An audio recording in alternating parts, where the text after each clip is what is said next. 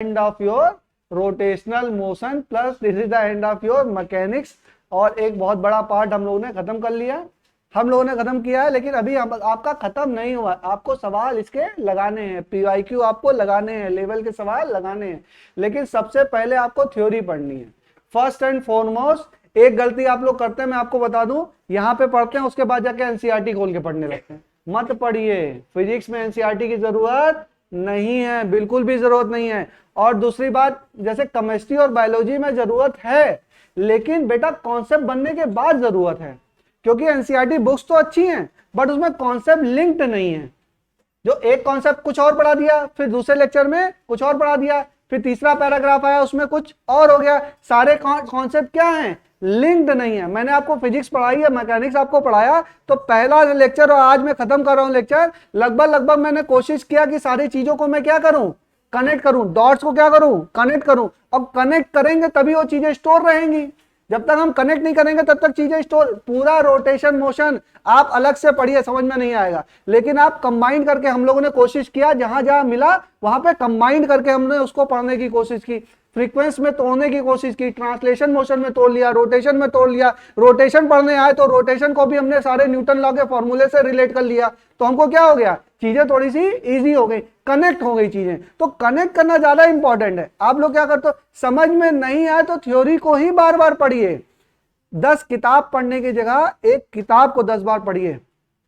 Concept यही है, कोई कॉन्सेप्ट नहीं है। और बेटा 2-4 साल आदमी तैयारी कर लेता तब उसको समझ में आता है अच्छा ये पढ़ना है, ये मतलब दिस इज द फैक्ट। कभी तुम इसे टॉपरों को भी देखोगे या जो भी बच्चे हैं, पहले सर ये लगाते थे। मोस्ट ऑफ द जो स्टूडेंट हैं जो सिलेक्टेड हैं, क्योंकि बहुत वास्ट है फिजिक्स, बहुत जितनी मुझे नॉलेज उतनी तुम लोग को नहीं हो पाएगी, हो जाएगी लेकिन समय लगेगा ना।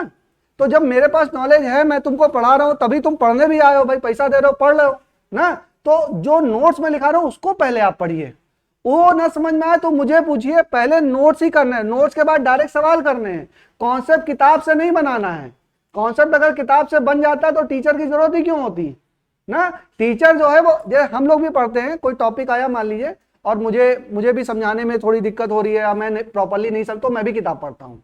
मैंने भी किताब उठाई, पढ़ी या कुछ 2-4 चीजें लिए, फिर उस किताब के जो टॉपिक मैंने पढ़ा उसको अपनी प्रीवियस नॉलेज से लिंक करने की कोशिश करता हूं। जब लिंक करता हूं तब आपके सामने मैं उस चीज को प्रोड्यूस करता हूं कि हाँ बेटा ये है, ऐसे है, ऐसे ऐसे है, ऐसे ऐसे कर लीजिए, ठीक है। आप उतना नहीं कर सकते क्योंकि आपके माइंड में उतना ज्यादा मतलब वास्ट एक्सपीरियंस आपको नहीं है उतनी सारी चीजों का। तो जो पढ़ा रहा है उसको रॉ मटेरियल समझ के उसको पढ़ते जाइए, ब्रह्म वाक्य समझिए, जो बोलना है उसको मान लीजिए एकदम, और उसके बाद अपना सवाल लगाते जाइए।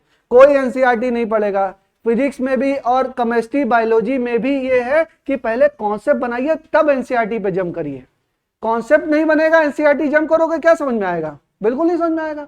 तो कॉन्सेप्ट तो बने हो, बायोलॉजी है, कोई चैप्टर पढ़ाया सर ने, उसका कॉन्सेप्ट बन गया, एक कॉन्सेप्ट बनता होगा ना करने के बाद, तो कुछ कॉन्सेप्ट बन गया, उसके बाद आप पढ़िए, पहले मत पढ़िए, बाद में पढ़िए।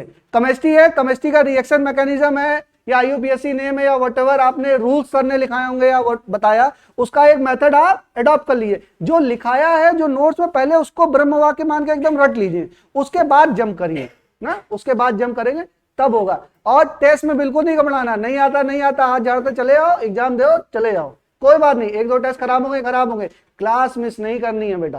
क्लास भी टेस्ट भी तो हो रहा है। अब आज की क्लास जो बच्चे मिस कर गए उनका टॉपलिंग का चैप्टर चला गया ना, कितना इजी है, सवाल आ गया तो खत्म हो गया, 2-4 सवाल ना, 1-2 नंबर खत्म हो गए। और फिजिक्स में बहुत पूरे नंबर मिलते हैं, जैसे करोगे तो पूरे नंबर मिल भी जाएंगे। तो आप लोग के लिए बेटर है कि आप लोग इसको अटेंड करिए, टेस्ट दीजिए, लेकिन 5 दिन की स्टडी पर ही दीजिए, 5 दिन पढ़िए और 6ठे दिन टेस्ट दीजिए। कैजुअल बना के रखिए उसको, बहुत ज्यादा ब्रेन पे हावी मत होने दीजिए। अभी आपकी हालत ऐसी हो रही है, फरवरी में क्या होगा, फिर मार्च में क्या होगा, और अप्रैल में, फिर मई, तो टेस्ट ही है ना।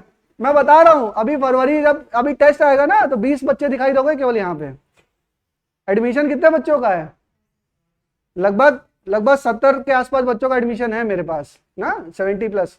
और बच्चे आते कितने हैं, 60, 62, 63 आते। कोई बीमार है, कोई परेशान है, कोई दुखी है, कोई क्या है, ठीक है। तो मोस्टली कोशिश करिए कि क्लास, भाई टाइम आप लोग ने दिया है, नीट की तैयारी कर रहे हैं, अपना इतना समय, एनर्जी, पैसा, हर चीज लगाया है, तो उसको दीजिए टाइम। और लोड मत लीजिए, सैटरडे को टेस्ट देना है क्योंकि पढ़ते हैं भाई 6 दिन, तो 6ठे दिन हम टेस्ट दे दें, बस एकदम कैजुअल लेके चलिए, ठीक है। तो ऑल द वेरी बेस्ट, कल एग्जाम दीजिए बढ़िया से और एकदम इसको हैबिट में डाल लीजिए। लोड बिल्कुल मत बनाइए, लोड आने लग गया, if you control your mind ना, अगर आपका माइंड कंट्रोल में है आप सब कुछ अचीव कर सकते हो। और थिंक पॉजिटिव, अगर अच्छे से सोचा, बोलते हैं ना कि वेल, अरे सेइंग है याद नहीं आ रही, मतलब if you are positive then you are half way done.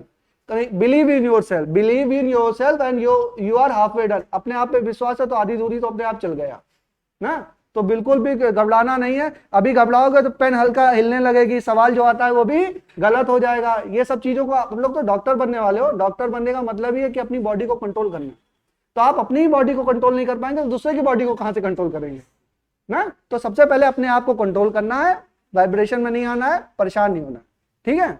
चलिए मैकेनिक्स खत्म है, हम लोग ग्रेविटेशन नेक्स्ट चैप्टर से स्टार्ट करेंगे। और ग्रेविटेशन के लिए नया बुक कॉपी बना लीजिएगा, ये कॉपियां छोड़ दीजिए, जितने पन्ने बचे हों उससे भी प्यार मत करिएगा, छोड़ दीजिएगा, क्योंकि रिवीजन कराऊंगा तो बहुत सारी चीजें मैं लिखाऊंगा या एड ऑन होगा, आपके भी आएंगे सवाल, आएंगे ना, सवाल में ट्रिक्स डेवलप करोगे, उनको क्या करोगे, इसी कॉपी के पीछे आप लिखोगे और आखिरी में रिवाइज करोगे। तो नई कॉपी फ्रेश बनाइए, और जो बच्चों की तैयारी, मान लो कुछ मैकेनिक्स कमजोर हो गया, वो भी ग्रेविटेशन में समझ में आएगा, ठीक है।